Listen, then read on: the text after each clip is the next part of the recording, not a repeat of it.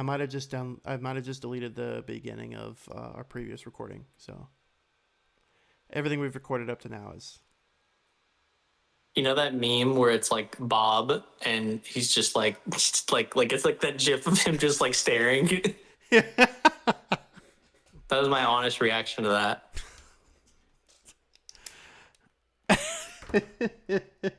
All right, guys, welcome to Hotlap again. Yeah. All right, For Tyler went those to of you- Vegas. Kimmy got P5, then he got P3. Okay, we're good. That was a podcast. Bye, guys. Bye. Bye. Bye. Bye. Bye, Bye. bye, Bye. bye. Podcast. Oh, this has just been a very interesting week. Tonight's been a wreck. Tonight's really been a wreck. But my main point is that the FIA did their inspections, and you're supposed to have 9 millimeters of skid plate, at least 9 millimeters of skid plate underneath your car, and they had under that. They had under 9 millimeters. I think they're all supposed to have 10 millimeters, but it can go down to like 9. But if it goes past 9, then you get disqualified. You have like up to like a millimeter of like plank that you could just like burn through in the 2 hour time. And they both had less than 9 millimeters of plank. And so they both got disqualified. And I found out about this when I woke up the next morning. I was like, Me too. so you know Yeah, what that means.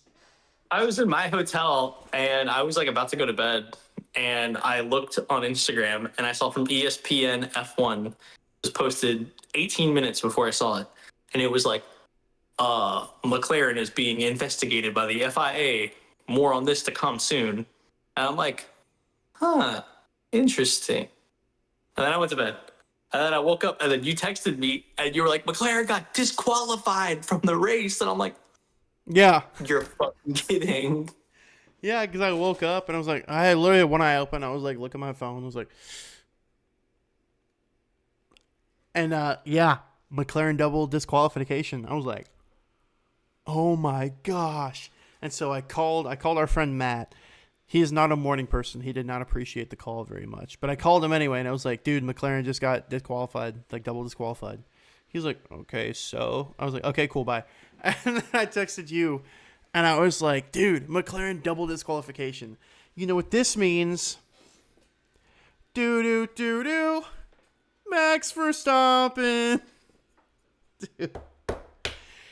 He Suddenly has becoming a real fighting chance now, because as it stands right now, he is tied for points with Oscar Piastri, and he's 30-something odd points behind Lando Norris.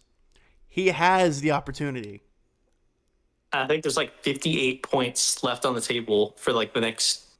We have a sprint this weekend, a race, and then Abu Dhabi. And it's looking like a full-on shootout between both the McLarens and Max Verstappen. It's really exciting right now. I couldn't have predicted this. Like, there's no way I could have predicted that. And see, this is why I say with my bet, right? Everything comes down to a 50-50. Either it happens or it doesn't. It's looking like Max might steal this from right under the McLarens. If my bet hits, and I told you this, if my bet hits, we're going to Chamagaucha, my treat. Which is crazy. Max is about to. We're about to get rewarded for Caleb betting on Max. We're about to get rewarded for my stupid sports betting decisions. Yeah, I was like, why did you fucking bet on Max? Now I'm like, you bet on Max, let's go.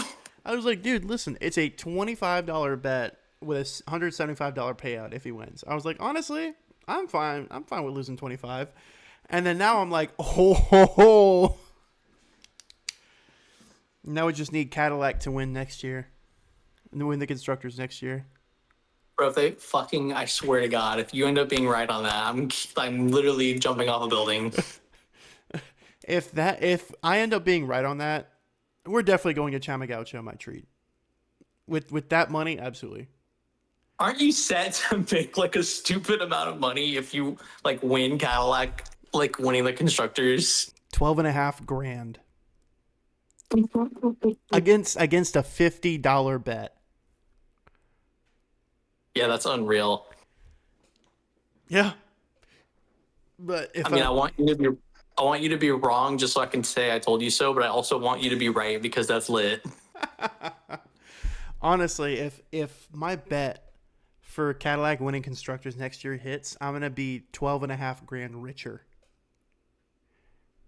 So Vegas GP grandstands or what? For me, sorry, non-believers don't get a pass to the grandstands. Yeah, that's respectable. I don't blame you. I don't blame you. I don't blame you. I Damn don't good blame you. deal. No, obviously you'd be coming with me to grandstands. I'm not like that. Yeah. Oh, so I guess the footage got lost, and I'll make this short and sweet. But Yeah, if you're watching the race in Vegas, from my experience, if you can help it, first of all, don't give the Caesar's Palace viewing experience. That's for like, just don't. Just save yourself all the money. If that's like your only way to get a ticket to Vegas, just you're better off saving your money. Second off, if you're watching the race, watch it from like a turn or a series of turn in the grandstands. Um, Not necessarily watch it from a straightaway because the cars go by a lot quicker. Like no shit, but like as a fan, you don't actually really see them for a super long amount of time. Whereas you actually get a lot more viewing time if you watch it from a series of turns or like a big turn on the track.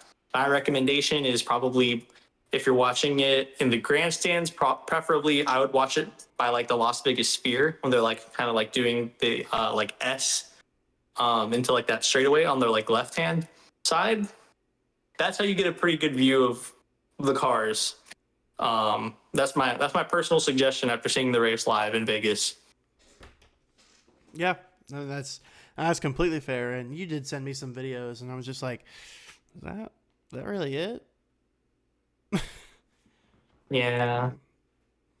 And I also talked to you about this after you got off the simulator because you did a little F1 simulator over at the GP, and I'm just like, yeah, now you know now you know how it is to race in a little simulator because I mean I'm not claiming I have a racing sim or anything, but I've got the steering wheel and the pedals and shifter, and I turned up the force feedback to I want to say it was like 70 or 80. I was like, oh, like it's not easy. It's not easy. Force force feedback is no joke. Also, that line was no joke. It took me like an hour to get to the damn simulator to do my 3 laps. I believe But it. yeah, that part was awful. That was hell on my back. But when I actually got to the simulator, it was like the Ferrari. It might have been Fanatec. Um, I don't know because there is like that Ferrari sim setup that you can buy. But they had me in like the full-on F1 cockpit like seating position, and they adjusted like the pedals to like my height, and that was pretty cool. But also like it's so different when you're like in a sim setup like that has force feedback because you're literally like wrestling with the steering wheel to like get it to do what you like want to do. So I'm assuming that's how it is when you're in like one of these cars. And it was just like a huge shock to me. I'm like, holy shit, dude! Like I don't know. I just never expected to like fight against the car just to like keep the car straight. Uh, Yeah, yeah, and it's something I that's one thing that something. the first time I ever hopped, did the game because whenever I first started doing the steering wheel and stuff, and I got into F125, I was like, I want to make this a little bit more realistic. I want to make this like not as realistic as possible just yet because I have no experience or skill driving an F1 car, but I want to, turn off all the assists. Maybe not all the assists. I still have track controlled ABS on. I'm not a madman just yet. But I was like, yeah, I want to up the force feedback. I want to make it like a little bit more responsive. And I want to, kind of dip my toe in, see what this is about. And that first race, I had the force feedback at 100%. And the steering wheel kept like shaking really, really badly. And I'm like holding onto it for dear life. I'm like, oh my God, why is this so hard? And then I found out, it's because I had my wheel damper turned up. I had my force feedback turned all the way up. And I was like, oh my gosh. So I scaled the settings back just a little bit so I could actually hold it. But every once in a while, when I'm my foot's on the gas and I let go of the steering wheel, it's just like, because you have to keep positive control of the steering wheel, because if not, your car will spin out and it'll just go anywhere. Yeah. Pretty interesting stuff. Yeah. Sim racing is a pretty interesting thing once you get like the right technical like hardware setup. Changes the game, and you don't realize how hard it is even just in a simulator until you're really like Yeah. getting a response from like the technology that you're using. You're like, oh shit, like maybe this isn't as easy as I thought, you know? Yeah, it's not as easy as just getting in, grabbing the steering wheel, hitting the gas, and going, you know? Yeah, that's not even accounting for G-force, heat, humidity, fatigue, and seat feel, Yeah. amongst many other things. But yeah, it's a small taste, and it's as hard as it is rewarding. I feel like it is. I agree with that, especially because, you know, I'm going through and I'm noticing my lap times are decreasing. And I'm like, oh, this makes you just want to do it more, like do it better. And I even told you the other night, I'm like, you know what? I'm finally going to do it. I'm going to go all in. I'm going to turn all the assists off and try to race. I turned all the assists off and tried to do a lap at Australia. I couldn't even finish the lap.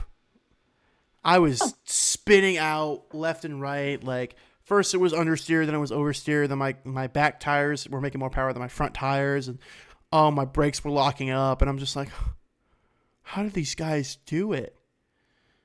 And Yeah, that failure just made me want to learn the right way and like learn how to do it better. yeah, just keep at it. Same thing with me. Like when because like on controller, I'm a god at like F125, right? Like I'm Yeah. pretty fucking good, in my opinion. But on easy mode with the sim setup, it just made me want to like get that same setup and keep practicing and like practice until I'm good again because like I felt like inadequate, but like in a good way, where Yeah. it's like I need to practice and build the skill up so I can get good. Yeah. Because just doing the 3 laps on this, I suck. But it's like so engaging, you just want to do it more. I think it also has something to do with the fact that it's not just controller. You're actually like moving your whole body and you're, you know, hitting the brakes, hitting the gas. And then, of course, with my setup, right, you're hitting the paddle shifters too. So it's just Yeah, that much more engaging. And you're like, oh, like this is really fun. Yeah, pretty cool stuff. absolutely. Um, man. So how do you think going back to like the season right now, how do you think the sprint race and the race coming up is gonna look? I'm not too familiar with Qatar. Abu Dhabi's famous because we've had like 2021 Hamilton versus Max. That was insane. So it's like it's a super big like grand finale race on that track, and I'm familiar with it. But Qatar, I've never really heard much about Qatar. So I mean, because usually, unless it's a blowout to the wire season, everything's kind of pretty much decided by Qatar. So, you know, you kind of have your people, okay, let me compete for P2 or, you know, let me compete for P3 in drivers, right? Um, Honestly, I don't know. I don't know. Um, and it makes me excited that I can't kind of definitively pin who could possibly win. Because on one hand we got Norris and Piastri, right? Superior machines. They know how to drive them. They've had a whole season to know how to drive them. They've been doing pretty good throughout the season. A couple bottles here and there. Towards the end of the season, that's kind of, you know, feel like they're getting in their heads, they're getting nervous, and they're making mistakes that they shouldn't be. Um, on the other hand, you have Max Verstappen, who I feel like is reinvigorated to finish the season. Because at first, you could tell he was like, okay, well, I'm not winning this season. I don't really like. I can't really fight. But as soon as there was like the smallest chance of him climbing back up the ranks, he took it, and he's just been hungry ever since. And yeah, he's been really getting after it. Um, so you've got Lando Norris, who is shaking in his boots, and he's like, I don't want to mess up. I don't want to lose this championship. And Max Verstappen, who is like, I've got nothing to lose. Let's go. You know. Um, it's such a toss up. It is such a toss up. I feel like if McLaren, if we get a Lando Norris DNF in the sprint race, and then like lower than P3 or P4 in the actual race, it's over. Yeah. That's assuming Max Verstappen's going to get podium, which, I mean, he's Max Verstappen. It's pretty safe to assume he's going to get podium. At the minimum. Exactly. But if for some reason those two things happen, or that happens, but he doesn't get podium, somebody else could sweep in and steal those points. And it's like, oh, then it really is all decided in Abu Dhabi. Then it really comes down to the wire. Oh, yeah. And then we've also got Oscar Piastri, who has really not been doing great these past few races. But if something were to happen and he comes around and he gets pole position on both sprint and the race, he could possibly take the championship away. Yeah. Because they're both 30-something odd points behind Lando Norris. Mm-hmm. Yeah, I think Max and Lando... Oh, no, sorry. Max and Oscar are at 366 points, and I think Lando's just at 400, like 403 or something like that. Yeah. I could be... No, actually, that sounds about right. Okay, yeah. So it's about like 30-something points. Yeah. And so it's like, it really, really is a toss-up. So many things could happen. And so many things could throw like a whole wrench into the plans of so many drivers. And it's like, oof, F1 driver standings. Let's look at this. Okay. Oh, Lando Norris is at 390. And Piastri and Verstappen are both at 366. So it is a, what? Like a 24 points. 24 points. Or am I getting that math wrong? Hold on. 90 minus 66. That's, yeah, I think you're right. 24 points, right? Or am I wrong too? 26 points? 24 points. It's 24 points. 24 points? Okay. They are both 24 points behind Lando Norris. Yeah, so it's a three-way shootout right now. Because, I mean, if you win Qatar on like the sprint, which gives you some points, and if you win the actual Grand Prix, I mean, dude, like Max or Oscar, if either of them do that, which I'm hoping it's Max, if like that happens, dude, like, oh my God, Abu Dhabi is going to be crazy. Dude, it's going to be the King, Chick Hicks, Lightning McQueen situation. Straight up. No, literally. That's what it's starting to look like. My honest opinion was I was expecting this championship fight to go more like, especially after Mexico, I was like, yeah, Lando, Mexico, and then Lando won Brazil, I think, too. So after he won those two races, I was like, all right, this is probably a wrap. Especially if he wins Vegas, it's a wrap.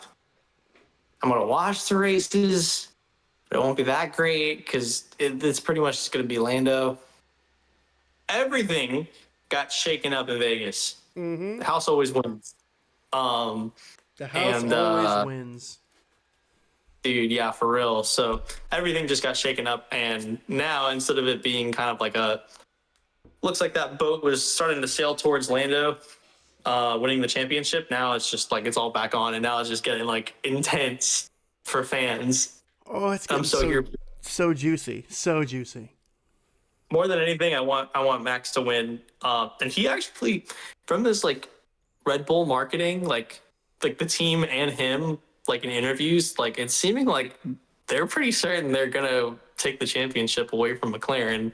The reason I say that is because I saw this reel just today on Red Bull's Instagram, and it was that Kanye West clip where he's like, everybody wants to know what I would do if I didn't win. I guess we'll never know. Lip syncing. Yeah, Max lip syncing. I guess we'll never know. And so that was on Red Bull's Instagram, and then I also saw like a day or two before that. Max did an interview, and I think it was like with Lando too when this was like being said, but they were like, Max, after if you don't win the championship, like, are you considering like what number to like go to? Like, are you gonna go back to 33? Are you like, what are you thinking about? And he gave like, you could tell he was like trying not to laugh when he was giving this answer. Like, I could see it in his face. He's like, I'm definitely thinking about some numbers. I know what he's thinking about. Yeah. He's like totally alluding to the fact that like he's not getting rid of number one on his car next year. You know And what? yeah, so He's gonna go Red 6'9". Bull is, oh yeah. I think it was his 69th race win actually in Vegas too, which is pretty funny. Hell yeah.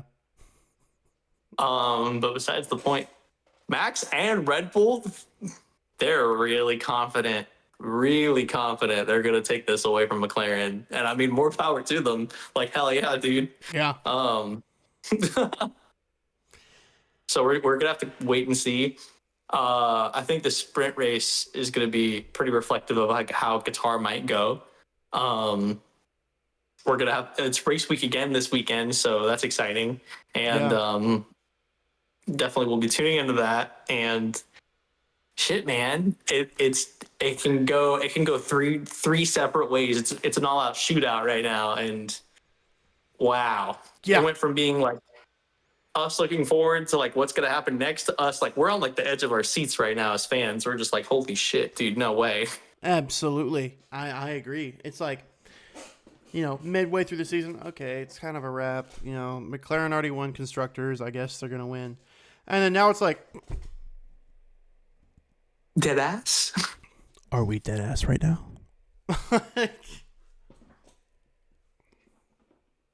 Straight up. No, yeah, straight up. Like Straight I never up. could have saw I never could have saw the McLaren Vegas thing happening where they both got disqualified for plank wear. That just changed the fucking game. Yeah, absolutely. It really did. Like, it changed the entire game because now it's like, oh, wow, now it's even more of a toss up. Who's going to win? Yeah, seriously. Kind of wondering if the FIA did that on purpose. Like if they really were just like, how can we penalize and make this like better for fans to watch instead of it just being predictable? Like I wonder if that's like went through their heads or if they really are just that unbiased. Like I feel like for ratings sake, they probably aren't, and they probably were like trying to look for something with McLaren. But at the same time, you can Yeah. make the argument that they are really just that unbiased because it's true. Like you can see the sparks come from these McLarens. Like they did make it pretty obvious that they were running low. I think that is what it was, is that they saw like, okay, that's an absurd amount of sparks to come from both of their cars. Let's do some investigating real quick and see if they're still legal. Because I mean, Yeah, like we talked in the beginning of the episode, which those of you watching the stream will know, but those of you watching the YouTube won't because my computer decided to crap itself. Kimi, I'm dubbing this Startgate, but Kimi's tire was barely rolling before the lights were, and it was like very negligible, barely rolling before the lights went all the way off, and they slapped him with a 5-second time penalty. Like, yes, he's a good enough driver, and that 5-second penalty was ultimately negligible and didn't really matter. But at the same time, the way his tires were rolling was also negligible. It didn't give him any unfair advantage. And I get the point of the penalties is to not give anybody an unfair advantage, but that would not have given him an unfair advantage at all. And he still came back and got P5 and then P3 after the McLaren double disqualification. right. So I think they were really looking like the stewards were really paying attention during Vegas, and they were just like, okay, yeah, no, like he gets a 5-second time penalty. We got to investigate because they're sparking a lot more than should be like happening for a car. Yeah, So yeah, absolutely. Um, Either way, we're eating right now. Those fans, this is gonna be great. Qatar, really looking forward to it. Second to last race of the season, and then, um, yeah, after that we're gonna have a lot of. I guess we could talk about this a little bit. We're gonna have some dead time because F1 doesn't start again until March next year. yeah, So yeah. Well, I would say everybody put in like the comments, or we can reach out on the Instagram and be like, hey, what topics do you guys want us to see? Like we could even do like an intro to F1 for people who like don't know F1. Like okay, like one episode we'll talk about the the driver lineup, the grid lineup, and then the teams, and then another episode we'll talk about the actual like regulations and rules and how a team goes from a concept design to actual on track testing. You know, there's a bunch of things we could do during the downtime. But man, next year is going to be something else. New regulations, new teams on the grid. It's going to be almost a completely different sport. Kick Sauber's transitioning to Audi. We're getting Caddy next year. We're going to have some new drivers on the grid, some old drivers on the grid. It'll be pretty interesting to see how that goes. Yeah. I definitely think like for the newbies, like guys, let us know like if you want us to like talk more about like, you know, kind of like introductions into F1 so we can kind of like ease you into it the next season. Let us know. That's something I think I want to talk about, I think for sure. Yeah, and I mean that's all I got really. I mean, we could also talk about the history of F1, some of the most famous drivers, their stories. Like we do a driver series, we talk about different drivers. Because I do want to talk about Pastor Maldonado. I think his driving career is very interesting, very controversial. First of all, we can get into that in a later episode. But yeah, just hit us up on the Instagram, hit us up on YouTube, drop a comment on our videos, and tell us what you'd like to see. We'll do our best to make that happen. But I mean, oh, one last thing. Felipe Massa's trial is now actually going to court. Like it's going ahead. Because earlier, a few episodes ago, we talked about Felipe Massa and that whole situation, and it was just going to pre-trial. You know, it was going to see like a judge was going to decide, okay, should this go to trial or should it just be thrown out? Well, we've just gotten word within the last few days that it is in fact going to trial. So Felipe Massa is suing the FIA and possibly going to receive the 2008 Drivers' Championship, and they're possibly going to take that away from Lewis Hamilton, which means he'll be a 6-time world champion and not a 7-time world champion. Oh, well, that'll really shake up the world. I think I read something that said that he was actually just looking for a settlement.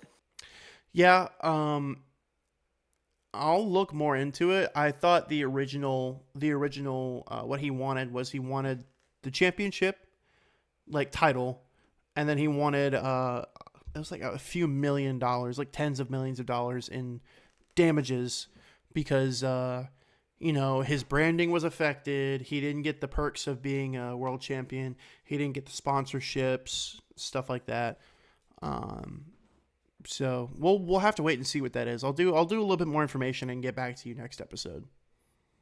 Yeah. Okay. Well, that sounds good. We can definitely talk more about that as it kind of goes on. Another thing I want to mention really quick too is circling back to the McLaren plankware issue that got them disqualified in Vegas. Don't know how true this is, but apparently the reason why the FIA even conducted that investigation against McLaren in the first place wasn't because they felt like it. It was because allegedly they got an anonymous tip about the McLaren cars being too low. It wasn't that on their own volition they were going to. That's why I'm saying it makes more sense if they were like doing this for ratings or something, but actually forget I even said that. Like, we don't know who exactly it was that ousted the McLarens and gave that tip, but we can probably say it could have either been internal or it could have been from a rivaling team. Hard to say exactly, right? But that's what prompted the FIA to actually discover after the podium ceremony that McLaren were running their cars too low. Otherwise, they were not going to inspect the planks. And what I also find really interesting, just connecting the dots, correlation isn't causation, right? But Oscar Piastri after the race was, he could have been smiling for any reason, but there's just pictures of him like smiling the night after the race right outside of like the McLaren like little like office area, like pop-up office area that like all the teams have. So he was coming out of that and he was looking pretty like smug, like smirking, like, and he was like smiling and he was just like walking through, and photographers like caught that and it's like online right now. And you know, there's no proof that it was Oscar Piastri. However, I can speculate this anonymous tip would make sense if it was internal, because McLaren has a history of doing sketchy things. They're favoring Lando definitely now over They're in the Oscar house. Piastri. He's in the house. Oscar Piastri is not doing great, and I don't think he wants to see Lando take this championship because his car is just performing worse. Kind of makes sense if it was some internal sabotage from Oscar Piastri, because he's like you've seen those memes of like Star Wars with General Hux, I think his name is, where he's just like, I don't care if you win. I just need him to lose. Yep. I don't care if you win. I just need him to lose. Yep. Exactly. It's nothing's proven. He could have been thinking about a meme that he just saw, right? Like a meme could have popped into his head and he's just like, laughing about it. It was that meme. I don't care But, if Red Bull wins. I just need Lando Norris to lose. Oh yeah. Yeah, I think definitely like it's not a whole lot of evidence to go off of, but my gut is just telling me. And I think the internet is also pointing to this too. The internet is speculating that the reason why he's okay taking the hit to get disqualified because he knows he's not that far off in points still. And if it gets Lando disqualified and it helps him out, I think he was okay to do it. Yep. And he knew McLaren. Like McLaren has a history of doing sketchy things. Like for example, the IndyCar driver, for Alex Palou. He's proven in court that McLaren does sketchy things. Them doing sketchy things in F1, no surprise. Yeah. Piastri picking up on that and reporting it to the FIA anonymously. It just makes sense. All right, I can see your tinfoil hat on you right now. Dude, I'm a tinfoil hat card carrying member. That's super interesting. I mean, we might never know, and it might come out in like a documentary like 15 years from now. Like, oh, by the way, that was all true. Like, it was Piastri. It was Piastri. He tipped him off. Dude, if that happens, oh my gosh, I'm calling you immediately. And I'm like, dude. Dude, no, if I'm right, like, we're pulling this clip up 20 years from now, and I'm going to be like, I was right. I was right. That's just what it seems like to me. It seems like Piastri tipped them off, the FIA. Yeah. Because they didn't seem like they were going to do it themselves. They seemed like they didn't really care about, like, the spark thing. Because, like, I mean, other cars were running low and shooting sparks, just not to that same extent. But regardless, I mean, the FIA were clearly looking at the wrong things because they were looking at fucking Kimi's tire moving a couple millimeters. Yeah. Hey. Less than a millimeter, actually. Get down. You don't belong on the counter. I told you this. I know. Hotlap F1 cat. Official mascot of Hotlap F1. This is Cha-Cha. Say hi, Cha-Cha. He's the official mascot, sponsor, CEO of Hotlap. There you go, buddy. But yeah, I mean, I've got nothing else. What's up? Okay. In between the downtime, I knew this before I even came to Vegas, but F1 Academy Was never really interested in it. Didn't really keep up with it. Just involuntarily got exposed to F1 Academy because it was there, and I was watching the F1 Academy cars just go by during their practice, qualifying, and race sessions. I knew that a championship I knew that the championship was pretty much going to be decided at Vegas. Mm-hmm. Um, between Dorian, Pan, and it might have been like one other girl who was like, fighting for the championship there too. But first of all, the F1 Academy cars are like a lot different. They're like way smaller, and they sound kind of like the F2 cars. So like a lot more like low pitched. Saw them in person. That was pretty cool. And Yeah. I guess in between sessions with F1, that's when F1 Academy is like doing their thing. And they had two separate races because I guess they only do it in between the downtime of F1. So they had a 12-lap race 1 and race 2. I stuck around for race 1, but not the second one. And Dorian Pond won the first race, and I guess she won the second one too. Nice. These races were like really short, and Dorian Pond won the world championship for drivers for Mercedes for F1 Academy. Good job, Dorian. Nice. As early as Las Vegas, so that's kind of insane. Yeah. Don't know enough about F1 Academy. Like I don't know a lot about them. I don't really have a desire to like care too much, but it was there. It was racing, so I watched it. And it was free, and pleasantly surprised. We got a Mercedes championship win this weekend while I was there. Great. I mean, if you guys want us to kind of dive into more F1 Academy or maybe F2 stuff, just let us know. Be happy to.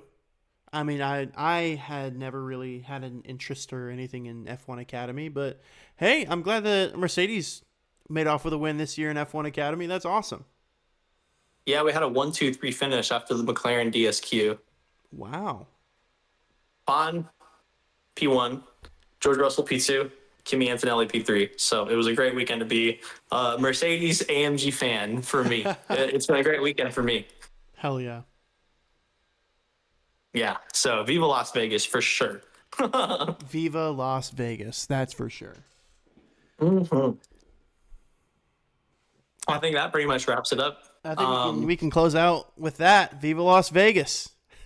Viva Las Vegas. Into Qatar we go this weekend. Just so you guys are aware, we're going to be switching to streaming on YouTube. We're no longer going to be streaming on Twitch. This is to sort of streamline things, because our recordings are all on YouTube. Might as well start streaming on YouTube, right? Instead of having to go to this place and that place and what have you. So, yep. So you can catch us on YouTube. We might do like a couple streams here and there on Twitch, but weekly episodes are going to be done on YouTube from now on. So, Keep it condensed, keep it easy for everybody. We're just going to be on YouTube and Instagram for now. If we get big enough to warrant like a social media girly to do all the socials and stuff, that'd be great. But we're not there yet, so it's just me and Caleb doing the long form. So it's just easier for, I feel like, people watching us and like you guys watching us, and for us as content creators. So yeah, watch us live on YouTube. It's exactly what you'll see the episodes. Well, with that being said, this has been Hotlap. I'm Caleb. That's Tyler. Thank you guys for tuning in so much. And we will see y'all next week in Qatar. Later, guys. Later.